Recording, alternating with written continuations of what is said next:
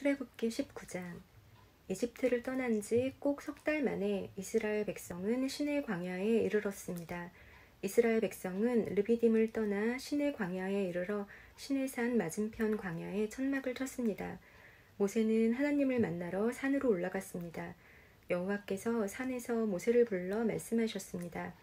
야곱 자손들에게 말하여라. 이스라엘 백성에게 전하여라. 너희 모두는 내가 이집트 백성에게 한 일을 다 보았다. 그리고 독수리가 날개로 새끼들을 실어 나르듯 내가 너희를 어떻게 나에게 데리고 왔는가도 보았다. 그러므로 이제 너희가 내 목소리를 듣고 내 언약을 지키면 너희는 모든 백성 중에서 나의 보물이 될 것이다. 온 땅의 백성이 다 내게 속하였지만 너희는 내게 제사장 나라와 거룩한 백성이 될 것이다. 너는 이 말을 이스라엘 백성에게 전하여라. 그리하여 모세는 산 아래로 내려가서 백성의 장로들을 모아놓고 여호와께서 명령하신 모든 말씀을 다 전했습니다. 그러자 모든 백성이 한 목소리로 대답했습니다. 우리는 여호와께서 말씀하신 대로 다 하겠습니다. 모세는 백성들의 말을 여호와께 알려드렸습니다. 여호와께서 모세에게 말씀하셨습니다. 내가 짙은 구름 속에서 너에게 갈 것이다. 그래서 내가 너와 이야기할 때에 백성들이 듣고 언제까지나 너를 믿도록 할 것이다. 모세가 백성의 말을 여호와께 알려드리자 여호와께서 모세에게 말씀하셨습니다. 백성에게 가서 오늘과 내일 그들을 정결하게 하여라. 옷을 빨게 하고 셋째 날을 준비하게 하여라. 그날에 나 여호와가 모든 백성이 보는 가운데 시내 산으로 내려갈 것이다. 너는 백성의 둘레에 경계선을 정해주어 백성이 그 경계선을 넘어오지 않도록 하여라. 백성에게 산으로 올라가지도 말고 산기슭을 밟지도 말라고 일러라. 누구든지 산기슭을 밟는 사람은 죽을 것이다. 아무도 그 사람에게 손을 대지 말고 그런 자는 돌로 죽이거나 화살을 쏴서 죽여라. 사람이든 짐승이든 살려두지 마라. 하지만 나팔 소리가 길게 울려 퍼지면 산에 올라와도 좋다. 그리하여 모세는 산에서 내려와서 백성에게로 갔습니다. 모세는 백성을 정결케 했고 백성은 옷을 빨았습니다. 모세가 백성에게 말했습니다. 셋째 날을 준비하시오. 여자를 가까이 하지 마시오. 셋째 날 아침이 되었습니다. 산 위에 짙은 구름이 끼면서 천둥과 번개가 쳤습니다. 그리고 굉장히 큰 나팔 소리가 울려 퍼지자 진에 있던 모든 백성이 두려워 떨었습니다. 모세는 백성들이 하나님을 만나도록 하기 위해 백성들이 사는 천막에서 백성을 이끌고 나왔습니다. 백성은 산기슭에 섰습니다. 시내 산은 연기로 덮여 있었습니다. 왜냐하면 여호와께서 불 속에서 산으로 내려오셨기 때문이었습니다. 마치 가마에서 나는 연기처럼 산에서 연기가 솟아올랐습니다.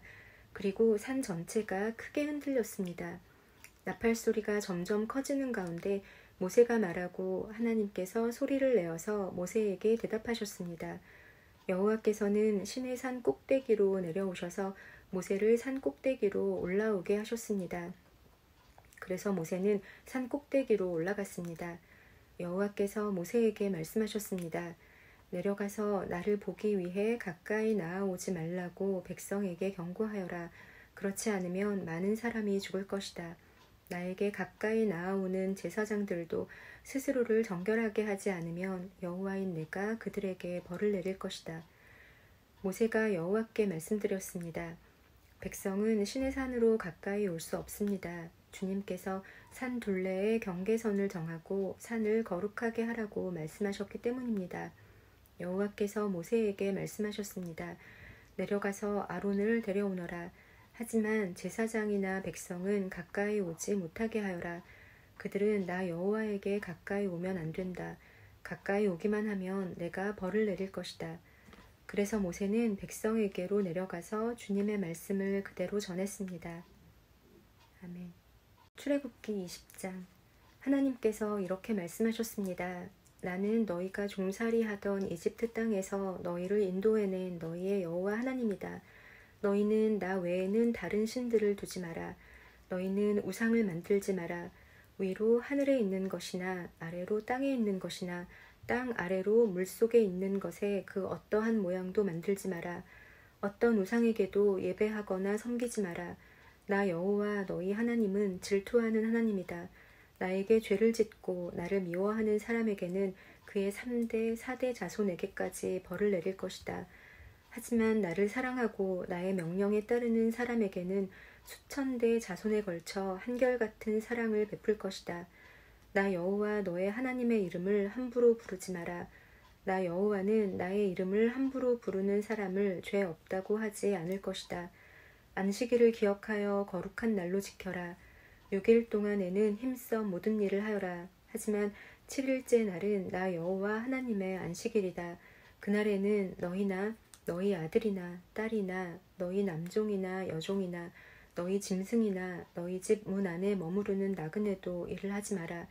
왜냐하면 나 여호와가 6일 동안 하늘과 땅과 바다와 그 안에 있는 모든 것을 만들고 7일째 날에는 쉬었기 때문이다.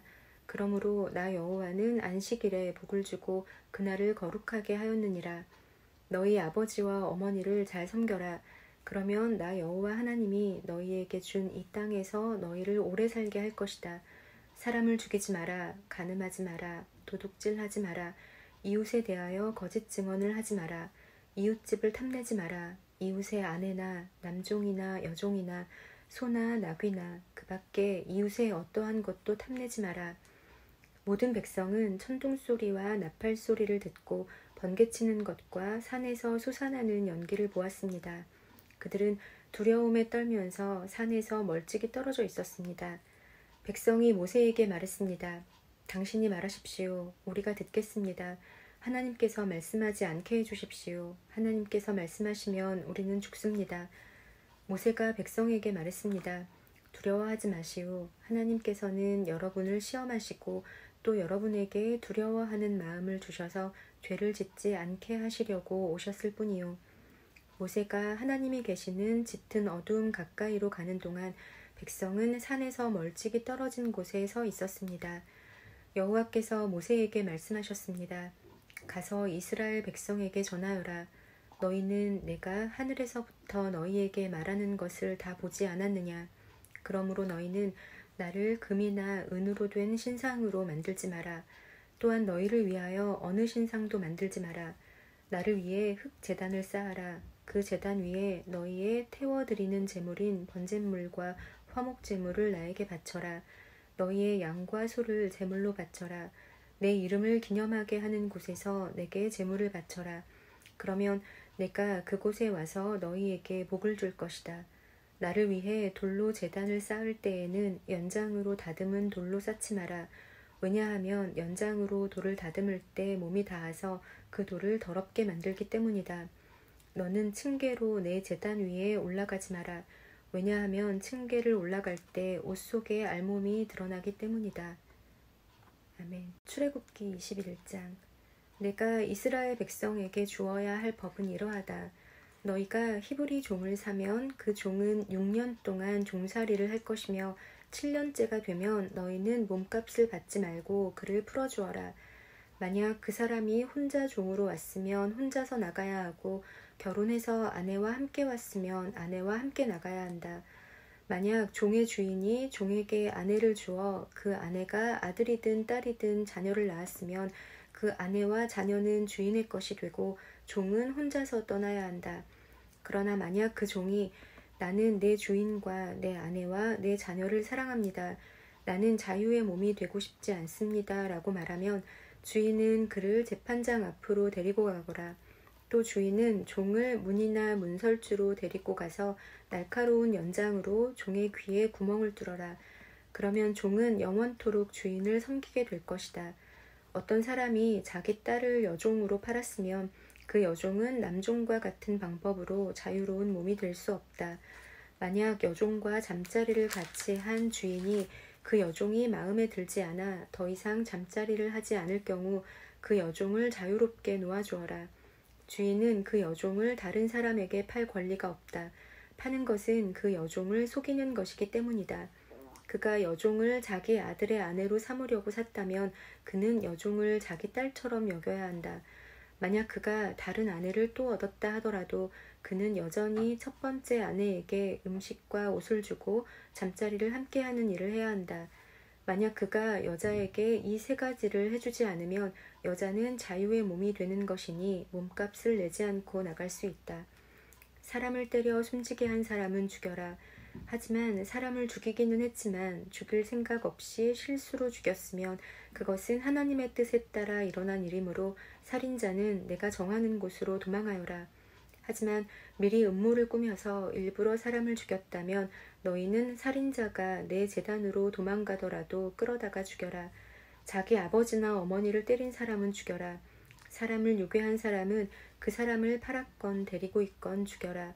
아버지나 어머니를 저주하는 사람은 죽여라.